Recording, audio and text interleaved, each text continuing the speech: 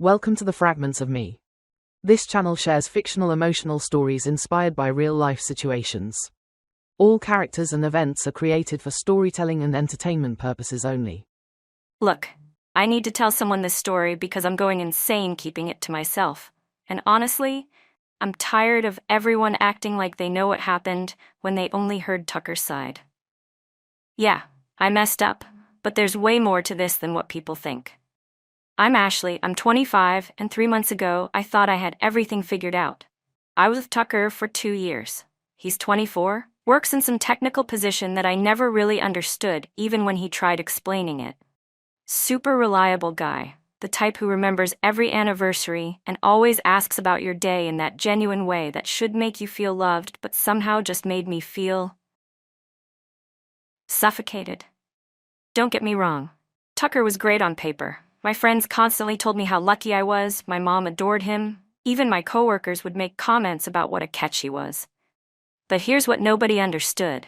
Being with someone that predictable felt like dying slowly. Every Friday was date night. Every Saturday we'd run errands together. Every Sunday we'd meal prep and do laundry.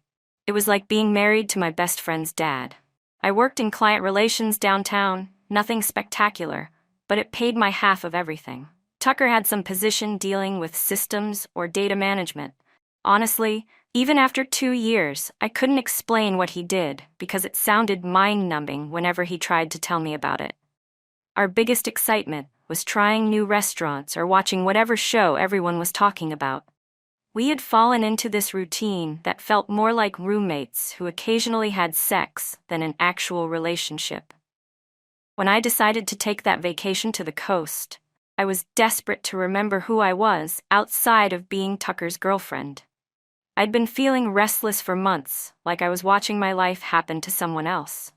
Tucker was incredibly supportive about the trip, which somehow made me feel worse. He drove me to the airport, made sure I had everything, told me to have the time of my life and not worry about anything back home. "You deserve this break," he said, kissing me goodbye. "I'll miss you like crazy, but I want you to enjoy every second." I should have melted at how sweet he was being. Instead, I felt guilty for not being more excited about coming back to him. My flight got delayed, and I was sitting at the gate feeling sorry for myself when this guy took the seat next to me. Dante. Late 20s, dark hair, dressed like he had money but not in a flashy way. When he smiled apologizing for bumping my bag, I felt something I hadn't felt in months. That electric attraction to a complete stranger that makes your stomach flip. We started talking, and it was effortless in a way conversations with Tucker hadn't been in forever. Dante was heading to the same city for business, real estate development that actually sounded interesting and dynamic. He was sharp, funny, made observations about people around us that had me laughing harder than I had in weeks. Not Tucker's gentle dad jokes, but clever, edgy humor that made me feel sophisticated. When he suggested grabbing drinks after we landed, I said yes without thinking. I told myself it was just being friendly, making the most of my solo vacation, but I knew I was attracted to him, and I knew I was choosing not to mention Tucker. For the first time in months, I felt interesting again, instead of just comfortable. The drinks turned into dinner at this incredible place he knew, then to a private beach spot that regular tourists never found. By the time I was supposed to call Tucker that night, I was having too much fun. I was flirting, laughing, remembering what it felt like to be desired by someone who didn't already know all my stories and annoying habits. I texted Tucker the next morning, instead of calling, kept it vague, said I was exhausted from traveling and had crashed early. That first lie felt so small at the time. Just avoiding having to edit out all the exciting parts of my evening when talking to him. Dante had rented this beach house, and he invited me to see it. I told myself I was just being adventurous, exploring with someone who actually knew the area. The house was stunning. Right on the water, floor-to-ceiling windows, everything Tucker and I could never afford, even if we saved for years. Dante opened wine, and we sat on the deck, talking about life, dreams, possibilities. He told me about his business ventures, his plans to expand into different markets. He had this way of talking about the future like it was full of potential, instead of just more routine. When he asked about me, I found myself sharing dreams I'd forgotten I had. Traveling, maybe starting my own business, seeing more of the world than just the same city I'd lived in forever. When he kissed me, I should have stopped it. I knew I should have. But it felt like watching someone else's life. Someone more exciting than the version of me going through the motions with Tucker. Someone who deserved passion instead of just stability. I stayed the night. Waking up in his bed looking out at the ocean, I felt more alive than I had in months. For the first time in forever, I had no idea what would happen next, and instead of scaring me, it thrilled me. By day 3, I was barely thinking about Tucker, except when he called. Each conversation felt like an interruption to my real life. He'd ask about my day, and I'd edit out everything that mattered. Just relaxing on the beach, I'd say, when really Dante and I had spent the morning in bed and the afternoon exploring some gallery he'd discovered. The worst part was how trusting Tucker was. How excited he sounded when I told him I was really enjoying the solo experience. His faith in me was absolute, and instead of guilt, it made me feel powerful. I could tell him anything, and he'd believe me completely. Meanwhile, Dante and I fell into this domestic routine that felt both thrilling and natural. He'd work during the day while I explored, and evenings we'd cook together and talk for hours. The conversation never got boring. He'd tell me about places he'd traveled, deals he was working on, ideas for the future.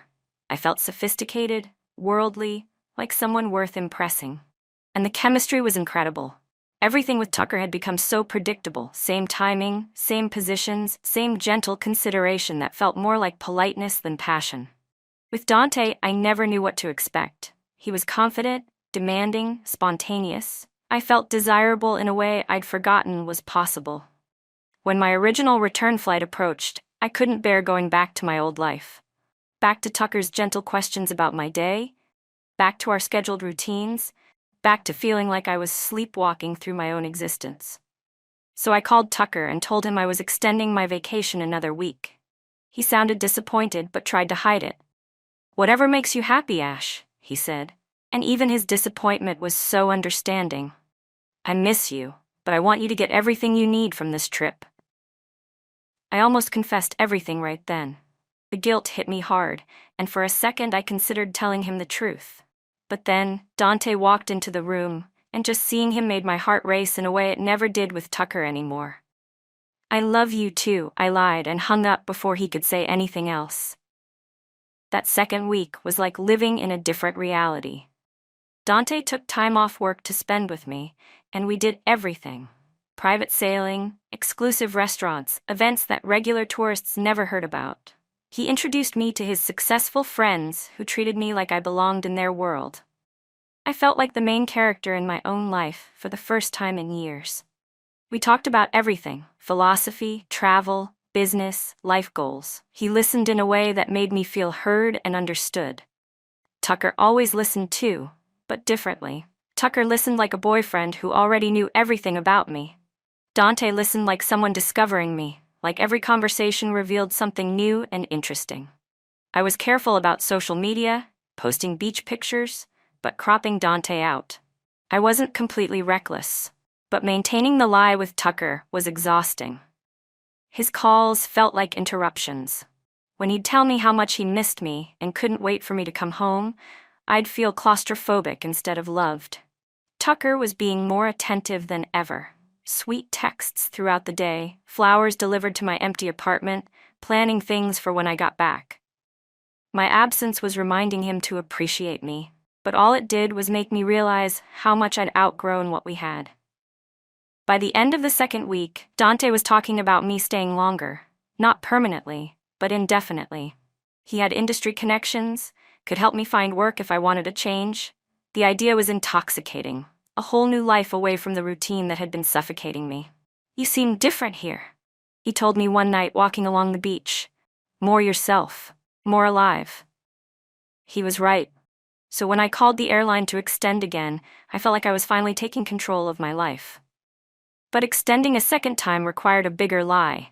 I couldn't just tell Tucker I was having too much fun. He'd ask questions. So I invented a story about meeting travelers road tripping up the coast, deciding to join them for a few extra days. Tucker bought it completely. That sounds amazing, he said, trying to sound excited instead of hurt. I'm so glad you're having experiences like this. His absolute trust should have made me feel terrible. Instead, it made me feel like I was getting away with something, living this double life where I could have excitement while keeping my safety net intact. I started imagining staying with Dante permanently. He was successful, ambitious, going places. He made me feel like I could be successful too, like I could matter instead of just going through the motions of an ordinary life. The first crack appeared when I called work to extend my vacation days. My supervisor was fine with it, but when Jess answered, she sounded weird. Ashley, are you sure everything's okay out there? You sound different. And Tucker came by yesterday asking if we'd heard from you. He seemed worried. I laughed it off, but something in her tone bothered me. When I mentioned it to Dante, he just shrugged. People get uncomfortable when someone breaks their expected patterns, he said. It threatens their choices to see someone actually go after what they want. That made sense. Of course, people would be jealous that I was having adventures while they were stuck in boring routines. 3 weeks in, reality started creeping into my fantasy. My extended time off was unpaid, and my savings were dangerously low. While Dante was generous, I wasn't comfortable letting him pay for everything. It made the power dynamic feel weird. More concerning was the shift in Dante himself. The man who'd been so attentive was suddenly taking work calls during dinners and spending longer hours at the office. When I'd suggest activities, his responses were getting shorter, more distracted. One morning, I caught him scrolling through Instagram, looking at pictures of some blonde woman, photos that were clearly recent and intimate. Beach shots, dinner photos, relationship pictures. Who's that? I asked casually. He clicked off quickly. Just someone I used to know. But his tone was different. Guarded. That's when it hit me. I might not be the only woman in his life. The thought made me sick, but also hypocritical. What right did I have to be jealous when I was technically still with Tucker? When I finally asked him directly what was going on, his answer shattered my fantasy. Ashley, this has been incredible, but we both knew it was temporary, right? He said it so casually. You have a life back home, a boyfriend. I'm not looking for anything permanent right now. The way he said right now made it clear he wasn't talking about timing. He was talking about me. I wasn't permanent material. I was just a fun distraction. But I thought. I started, then stopped. What had I thought? That 3 weeks of great sex meant we had a future? You thought what? He asked, and there was something almost pitying in his voice. Instead of cutting my losses and booking a flight home, I made the stupidest decision of my life. I decided to fight for him. I convinced myself he was just scared of intimacy, that if I chose him over Tucker, he'd realize what we had was special. So I called Tucker and broke up with him over the phone. Except I didn't really break up with him. I was too cowardly for that. I told him I needed more time to figure myself out, and thought we should take a break. Tucker was devastated. I could hear the confusion, the hurt, the desperation. Ashley, what are you talking about? Is this about the vacation? We can work through whatever this is. For a moment, listening to him beg me not to throw away what we had, I almost took it back. Tucker was good. He loved me, supported me, would have done anything for me. But then I looked at Dante making coffee, and I convinced myself I was being brave, choosing passion over safety. I just need space to think, I told Tucker, hating how my voice shook. This isn't about you. You're amazing. I just need to figure some things out. How long? He asked quietly. I couldn't answer, because I didn't know. I'll call you soon, I lied. Dante's reaction wasn't what I'd expected. Instead of being thrilled, he looked annoyed. You broke up with your boyfriend? He asked. I took a break, I corrected. I realized I can't keep living a lie. What we have is real. Dante ran his hands through his hair, looking uncomfortable. Ashley, I never asked you to break up with anyone for me. That's a lot of pressure to put on someone you've known for 3 weeks. 3 weeks. The way he said it made it sound like nothing. Over the next few days, Dante's work demands mysteriously increased. He was traveling more, working late, and when he was around, he seemed distant. I kept trying to recreate the magic of those first 2 weeks, but it was like forcing something that had already died. The end came exactly 1 week after I'd broken up with Tucker. Dante sat me down and delivered the final blow with devastating casualness. My ex-girlfriend is moving back to town, he said. We've been talking, and we're gonna try to work things out. The blonde from Instagram. Of course.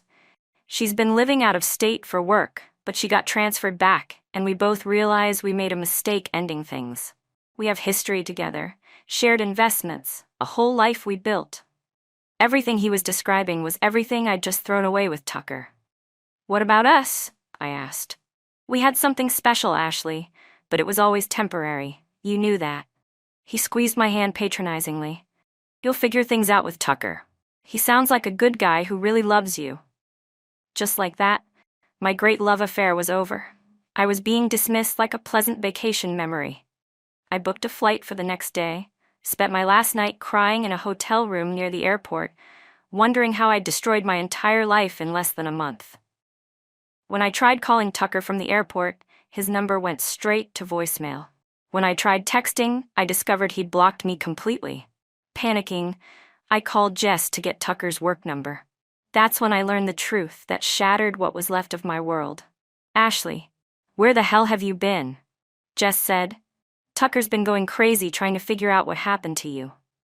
What do you mean? I told him I needed space. He came to the office looking for you 3 days ago.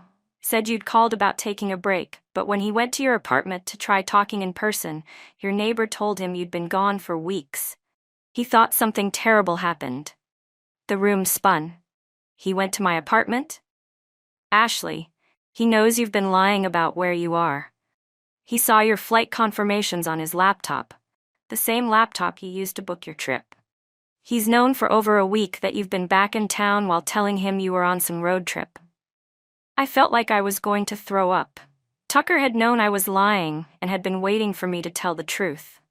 Instead, I'd broken his heart with more lies. He kept hoping you'd come clean, Jess continued coldly. He made excuses for you, said maybe you were going through something.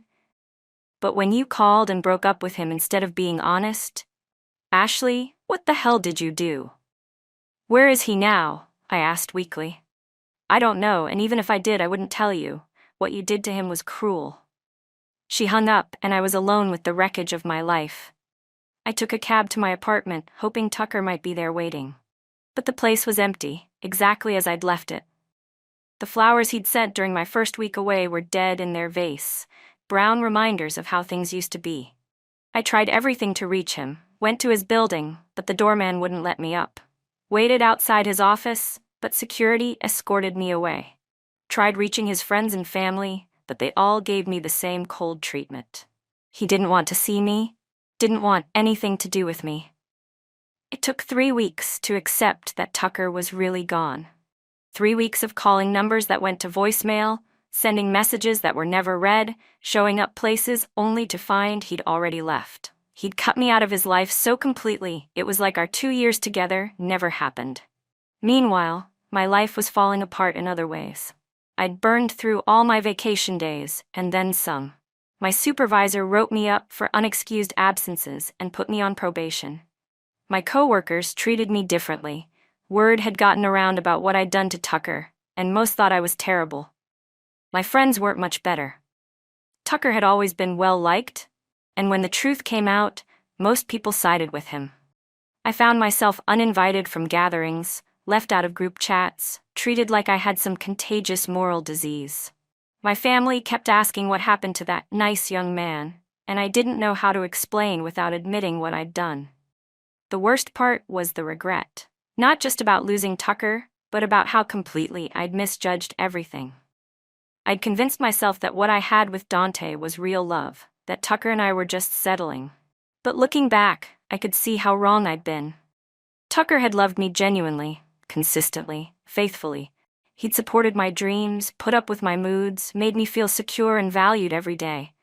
What I'd mistaken for boring predictability had actually been the kind of stable, mature love most people spend their lives looking for. Dante had never loved me at all. I'd been a convenient distraction while his real girlfriend was out of town. All those deep conversations, all that passion, none of it had meant anything to him. But even knowing all that, even seeing how badly I'd screwed up, I can't bring myself to take full responsibility. Because Tucker and I had been in a rut. We had gotten comfortable and predictable. I had felt like I was missing something, like there had to be more to life than what we had. Maybe I handled it wrong, but my feelings weren't invalid. Maybe I made terrible choices, but I made them trying to find something real instead of settling for safe and easy. Now I'm alone on Saturday nights, wondering if I'll ever find someone who can give me both passion and stability. Tucker had been stability without excitement. Dante had been excitement without substance. Maybe what I need is someone who can be both, but maybe people like that don't exist outside of movies. I still think about Tucker sometimes, wonder what he's doing, if he's happy. I heard he's dating again, though nobody will tell me specifics. Part of me hopes he's found someone who appreciates what an amazing person he is. Part of me hopes he's miserable without me. I'm not proud of that second part, but it's honest.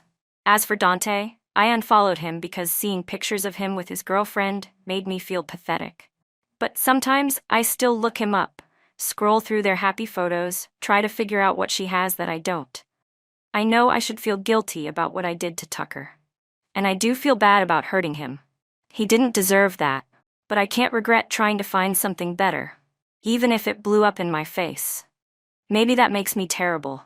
Maybe I am selfish and immature like people say. But at least I know what real passion feels like now. Even if it was temporary, at least I took a chance instead of accepting that comfortable was all I deserved. Some people say I got what I deserved, that karma came for me. But I don't see it that way. I see it as the price of trying to have it all instead of settling. Most people are too scared to take risks like that, too comfortable in their safe relationships to reach for something extraordinary. I'm not saying I'd do it all again the same way, but I'm also not saying I'd choose differently. Because for 3 weeks, I felt more alive than I had in years. For 3 weeks, I was the main character in an epic love story instead of just another person going through the motions. That has to count for something, right?